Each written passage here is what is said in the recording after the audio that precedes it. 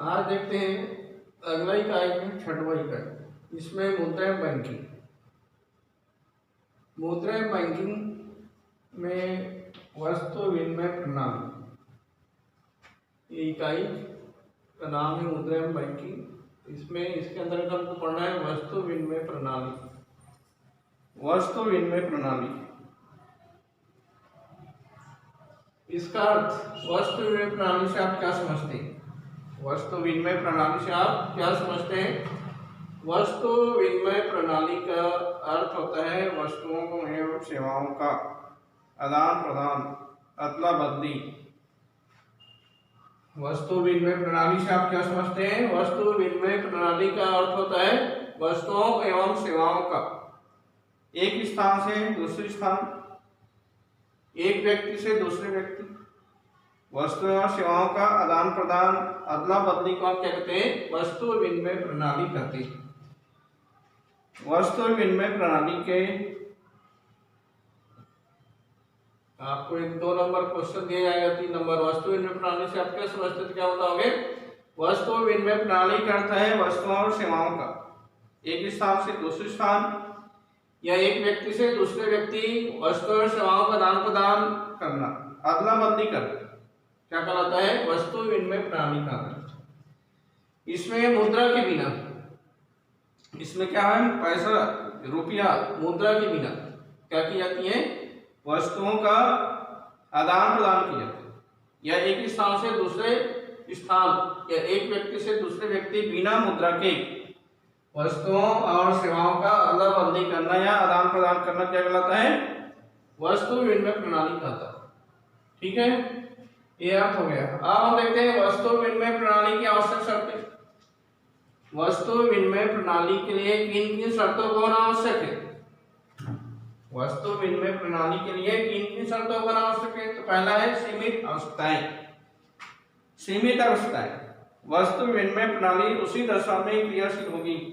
वस्तु विनिमय प्रणाली उसी दशा में क्रियाशील होगी या हो पाती है जब मनुष्य की आवश्यकताएं कम होने पर। जब मनुष्य की आवश्यकताएं क्या हो? कम हो। क्या बताओगे? वस्तु विनिमय प्रणाली उसी दशा में क्या होगा? लागू होगा या हमारी आवश्यकताएं, या जब मनुष्य की आवश्यकताएं क्या होगी? कम होगी। मनुष्य की आवश्यकताएं कम होगी तो आसानी से हम अपनी आवश्यकता को या आवश्यकता की वस्तु को खो सकते हैं।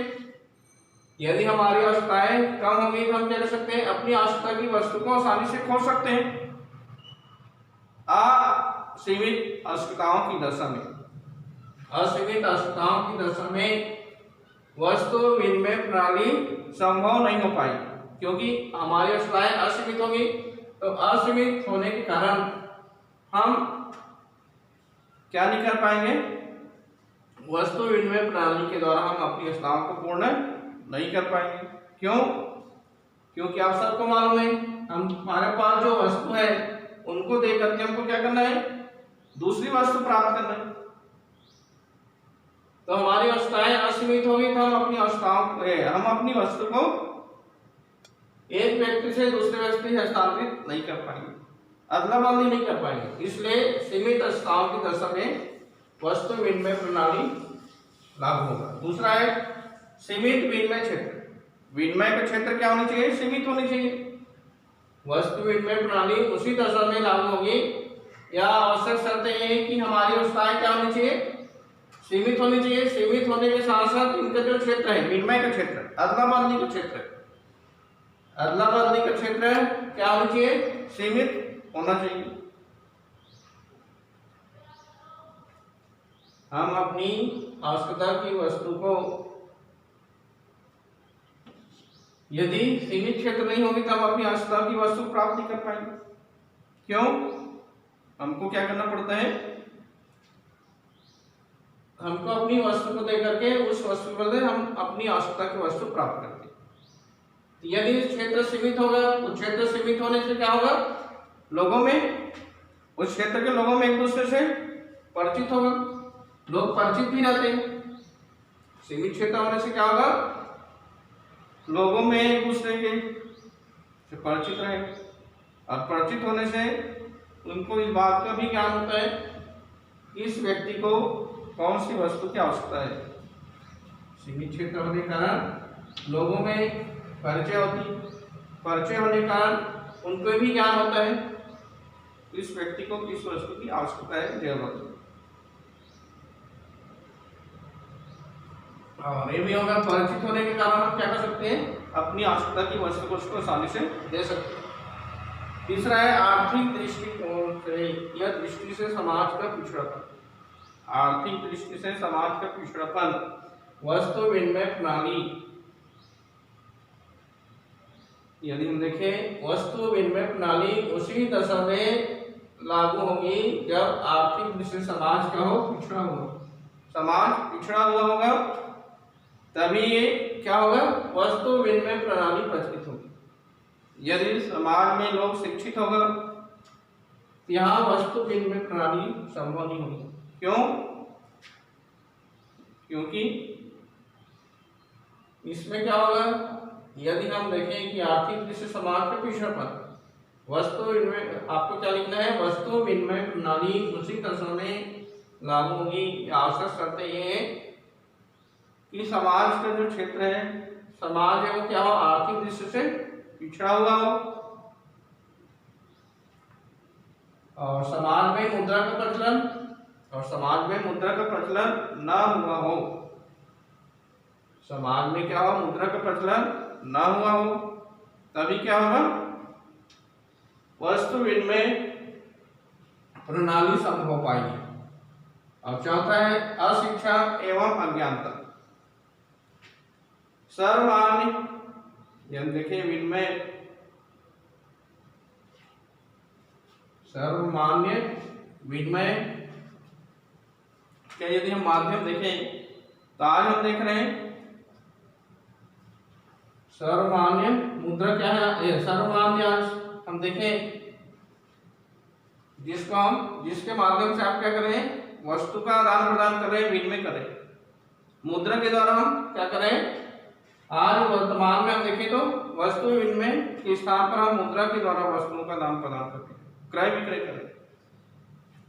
तो ये उन्हीं दशा में लागू होगा वस्तु विनिमय प्रणाली जहां लोग अशिक्षित एवं अज्ञानी होंगे। अशिक्षित और अज्ञानता ज्यादा होगी, उन्हीं भागों में वस्तु विनिमय प्रणाली संभव होगी, प्रचलित होगी। ठीक है, ये हो गया वस्तु विनिमय प्रणाली की आवश्यक शर्तें। इसके बाद वस्तु विनिमय प्रणाली के गुण। वस्तु विनिमय प्रणाली की क्या क्या गुण होने चाहिए, इसमें परीक्षण दिए जाते हैं। वस्तु विनिमय प्रणाली के गुण बताइए। तो पहला है परस्पर संपर्क। वस्तु विनिमय प्रणाली की पहली विशेषता गुण है परस्पर संपर्क। वस्तु विनिमय प्रणाली में लोग अपनी वस्तुओं और सेवाओं को, वस्तु विनिमय प्रणाली में लोग अपनी वस्तुओं और सेवाओं को क्या करते हैं, अदला बदली करते हैं, आदान प्रदान करते हैं, एक दूसरे की आवश्यकता को समझते हैं। यदि हम देखें परस्पर संपर्क, यदि हम लोगों के संपर्क में रहेंगे, परस्पर संपर्क में रहेंगे तो क्या होगा, हम एक दूसरे की आवश्यकता की वस्तु को समझ जाएंगे, जान जाएंगे। इससे क्या होगा, हम अपनी वस्तु और सेवाओं को आसानी से अदला बदली कर सकते हैं। ठीक है। दूसरा है सरलता। वस्तु विनिमय प्रणाली क्या है, सरल है। वस्तु विनिमय प्रणाली सरल होती है। सामान्य मनुष्य जो पढ़े लिखे नहीं है, जो शिक्षित नहीं है, वे भी इनको आसानी से क्या कर सकते हैं, वस्तु देकर वस्तु प्राप्त कर सकते हैं। ये सरल है, इसके लिए किसी प्रकार की हिसाब किताब करने की आवश्यकता नहीं पड़ती है। जैसे आज हम देख रहे हैं हिसाब किताब करना पड़ता है, मुद्रा के द्वारा विनिमय करने का हिसाब किताब करना पड़ता है, लेकिन ये क्या है, वस्तु विनिमय प्रणाली सरल है। इसके लिए किसी प्रकार की हिसाब किताब करने की आवश्यकता नहीं पड़ती। कोई भी अज्ञानी व्यक्ति, अशिक्षित व्यक्ति भी वस्तु विनिमय प्रणाली को सरलता से अपना सकता है। और तीसरा है सरल श्रम विभाजन। सरल श्रम विभाजन, वस्तु विनिमय प्रणाली के अनुसार आदान प्रदान होने के कारण।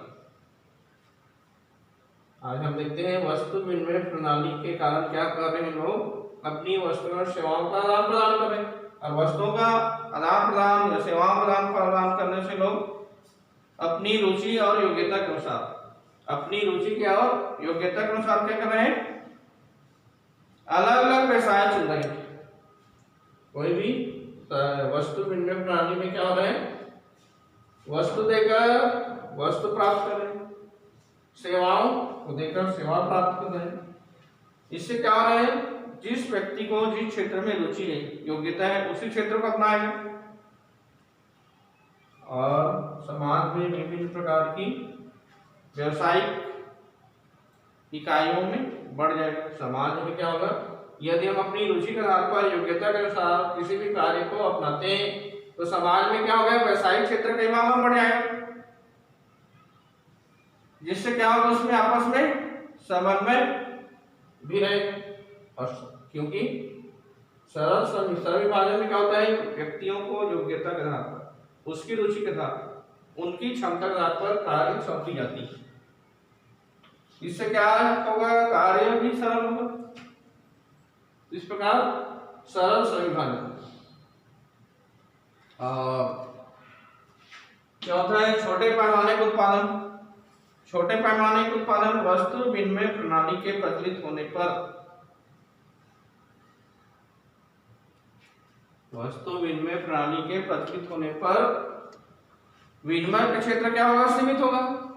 वस्तु विनिमय प्रणाली के प्रचलित होने के कारण क्या होगा, विनिमय का क्षेत्र सीमित होगा। और विनिमय का क्षेत्र सीमित होने के कारण अधिक वस्तुओं के उत्पादन की आवश्यकता नहीं पड़ेगी। विनिमय का क्षेत्र सीमित होने का कारण क्या होगा, अधिक वस्तु उत्पादन नहीं करेगा, कम मात्रा में क्या करेगा, वस्तु उत्पादन करेगा। और कम मात्रा में यदि हम वस्तु उत्पादन करते हैं तो छोटे पैमाने के उत्पादन को प्रोत्साहन मिलेगा, जिससे लघु और कुटीर उद्योग को प्रोत्साहन मिलेगा। ये इनकी गुण है।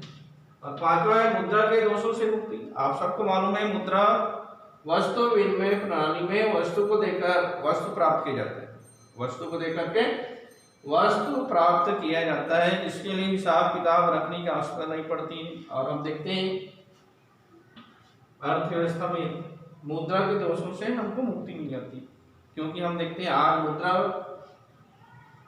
का प्रचलन, और मुद्रा के प्रचलन होने के कारण आप देख रहे हैं मुद्रा संकुचन, मुद्रास्फीति, मुद्रा संकुचन, मुद्रास्फीति की स्थिति को देखने के लिए, और मूल्यों में अस्थिरता पाई जाती है। ये क्या है, ये मुद्रा के दोष है, मुद्रा संकुचन, मुद्रास्फीति और आर्थिक अस्थिरता। ये क्या है, मुद्रा प्रणाली के ही दोष है। और वस्तु विनिमय प्रणाली में इससे आपको क्या मिल जाती है, मुक्ति मिल जाती है। ये हो गया मुद्रा के दोषों से मुक्ति। अब हम देखते हैं वस्तु विनिमय प्रणाली की कठिनाइयां। इंपॉर्टेंट क्वेश्चन है, वस्तु विनिमय प्रणाली की कठिनाइयां। ठीक है, वस्तु विनिमय प्रणाली की कठिनाइयां इंपॉर्टेंट क्वेश्चन है। वस्तु विनिमय प्रणाली की कठिनाइयों को बताइए। पहला है दोहरे संयोग का भाव।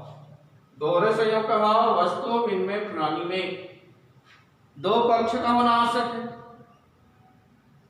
दो पक्ष होना आवश्यक है। हमको हमारे पास जो वस्तु है उनको हमको वस्तु को देना है, तो लेने वाले भी चाहिए और लेने वाले को खोजना पड़ेगा। हमारे पास जो वस्तु है इनको हमको विनिमय करना है, और विनिमय हम किससे करेंगे, हमारे पास जो वस्तु उनको नहीं चाहिए तो विनिमय होगा नहीं होगा। हमको ऐसे व्यक्ति खोजना पड़ेगा, हमारे पास जो वस्तु उसको लेने वाला कौन है, कौन व्यक्ति लेगा, इसका आपको खोजना पड़ेगा, ढूंढना पड़ेगा, तभी क्या होगा, विनिमय संभव होगा।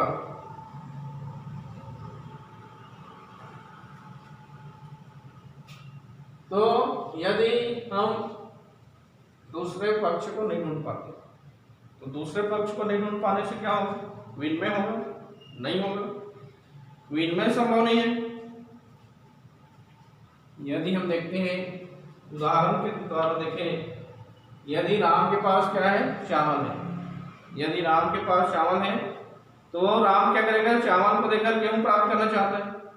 उसके पास चावल है राम के पास, लेकिन वो गेहूं प्राप्त करना चाहता है। ठीक है, अब श्याम के पास गेहूं है, अब श्याम के पास गेहूं है लेकिन उनको चावल नहीं चाहिए।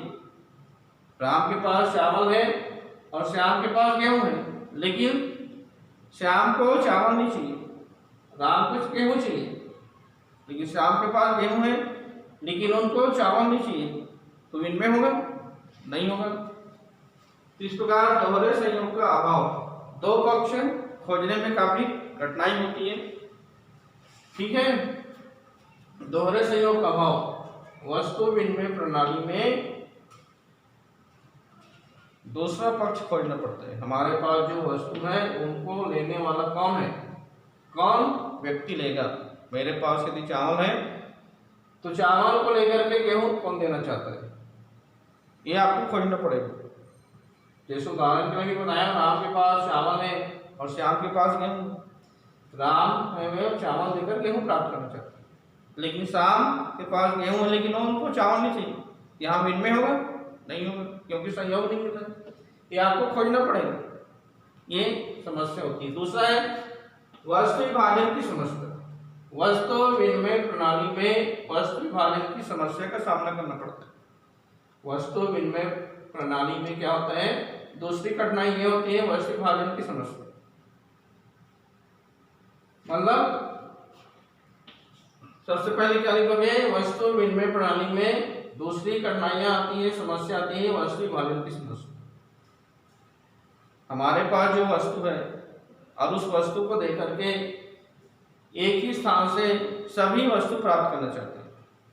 मान लो हमारे पास बकरी है, बकरी को देकर के हम एक ही स्थान से, हमको क्या चाहिए,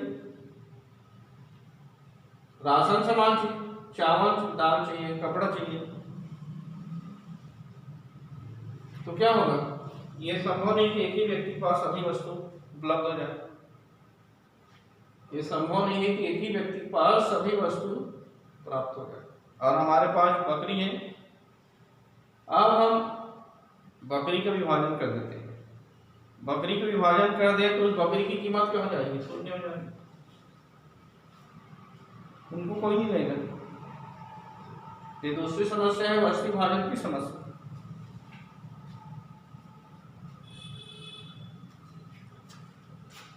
तो समझ आ रहा है, बकरी, हमारे पास बकरी है और बकरी देकर के हम क्या प्राप्त करना चाहते हैं, राशन सामान चाहिए, हमको गेहूं चाहिए, चावल चाहिए, शक्कर चाहिए, ये सब राशन के सामान और कपड़ा भी चाहिए। तो एक व्यक्ति के पास है, संभव नहीं मिल जाए, हमको दूसरे व्यक्ति के पास जाना पड़ेगा। और एक व्यक्ति के पास ये सभी वस्तुएं उपलब्ध नहीं हो रही, तो ऐसी स्थिति में क्या करेंगे, अपने बकरी को काटना पड़ेगा। और यदि हम बकरी को काट दें तो इनकी कोई उपयोगिता नहीं रह जाएगी, इसकी कोई कीमत नहीं दी जाएगी। ये दूसरी समस्या है। तीसरा है धन के संचय का अभाव। वस्तु विनिमय प्रणाली में वस्तु को देकर के वस्तु प्राप्त की जाती है।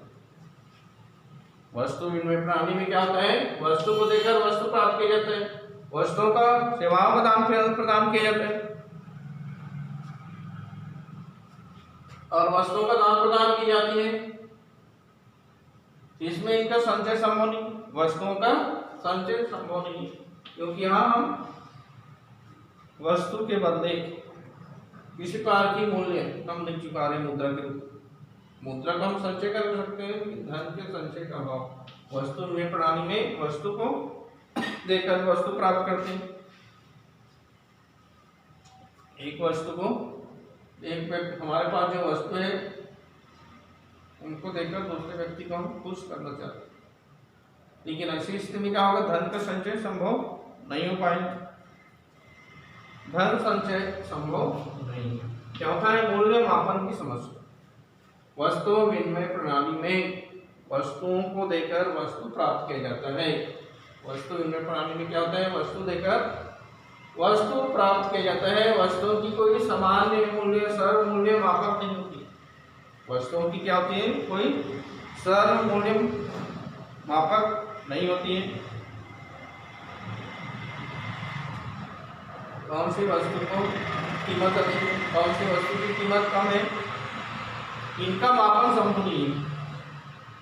मूल्य मापन की समस्या में क्या बताओगे? वस्तु विनिमय प्रणाली में वस्तु को देकर के वस्तु प्राप्त की जाती है,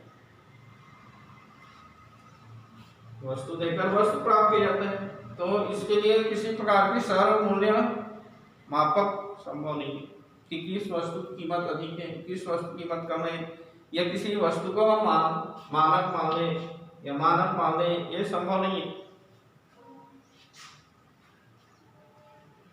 कौन सी वस्तु की कीमत निश्चित किया जाए, ये संभव नहीं। तो ये भी समस्या थी मूल्य मापन की समस्या। पांचवा है क्रय शक्ति के हस्तांतरण की समस्या। क्रय शक्ति वस्तु विनिमय प्रणाली के अंतर्गत, वस्तु विनिमय प्रणाली में हम देखें तो हम वस्तुओं का हस्तांतरण आसानी से एक व्यक्ति से दूसरे व्यक्ति नहीं कर सकते। वस्तु विनिमय प्रणाली में हम देखें तो वस्तु देकर वस्तु प्राप्त की जाती है। सबसे पहले लिखना है वस्तु विनिमय प्रणाली में वस्तु को दे करके वस्तु प्राप्त की जाती है। हमारे पास जो वस्तु है उनको हम दे करके दूसरे व्यक्ति से अपनी आवश्यकता की वस्तु प्राप्त करते हैं। कई समय ऐसी स्थिति आती है हम उन वस्तुओं का हस्तांतरण आसानी से नहीं कर सकते। कई समय ऐसी समस्या आती है हमारे पास, क्या है, भवन, खेत है, इसका हम क्या कर सकते हैं? हस्तांतरित कर सकते हैं। एक स्थान से दूसरे स्थान हस्तांतरित नहीं कर सकते। मकान है हमारे पास, संपत्ति है, इसका हम एक स्थान से दूसरे स्थान आसानी से हस्तांतरित नहीं किया सकते। इसलिए क्रय शक्ति का हस्तांतरण संभव नहीं। क्या बताओगे? वस्तु विनिमय प्रणाली में वस्तु को देकर के वस्तु प्राप्त की जाती है। हमारे पास जो वस्तु है, हमारे पास संपत्ति है, मकान है, खेती बाड़ी, इनको हम क्या नहीं कर सकते? एक स्थान से दूसरे स्थान ले जाना संभव नहीं है। एक स्थान से दूसरे स्थान लाया ले जाया नहीं जा सकता है। ये क्या होती है? स्थिर होती है, और स्थिर होने के कारण हम आसानी से हस्तांतरण नहीं कर सकते। यदि हम कोई वस्तु खरीदे तो आसानी से क्रय शक्ति संभव नहीं हो पाए, क्रय हम नहीं कर पाएंगे, क्योंकि हमको अपनी संपत्ति को वहां नहीं, हम अपनी संपत्ति को नहीं ले जा सकते। इस प्रकार क्रय शक्ति का हस्तांतरण की समस्या थी। स्थगित भुगतान का भाव। छठवीं समस्या है स्थगित भुगतान का भाव। वस्तु विनिमय प्रणाली के अंतर्गत वर्तमान सौदों को भविष्य के भुगतान करने के लिए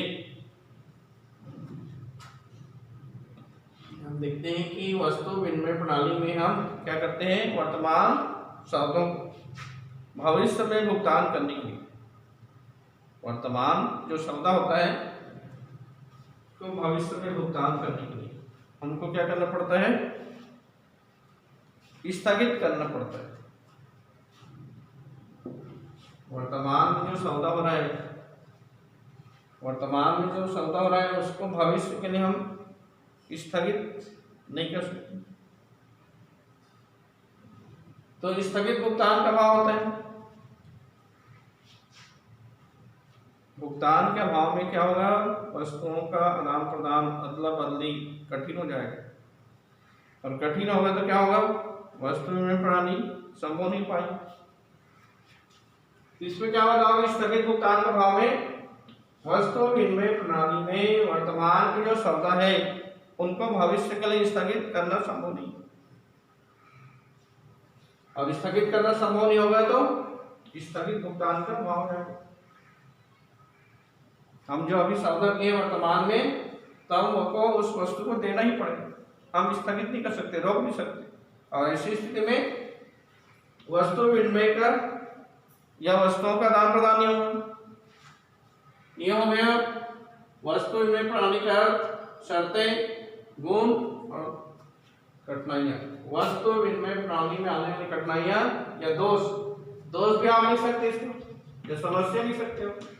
वस्तु विनिमय प्रणाली की कठिनाइयाँ, दोष या समस्या, ठीक है।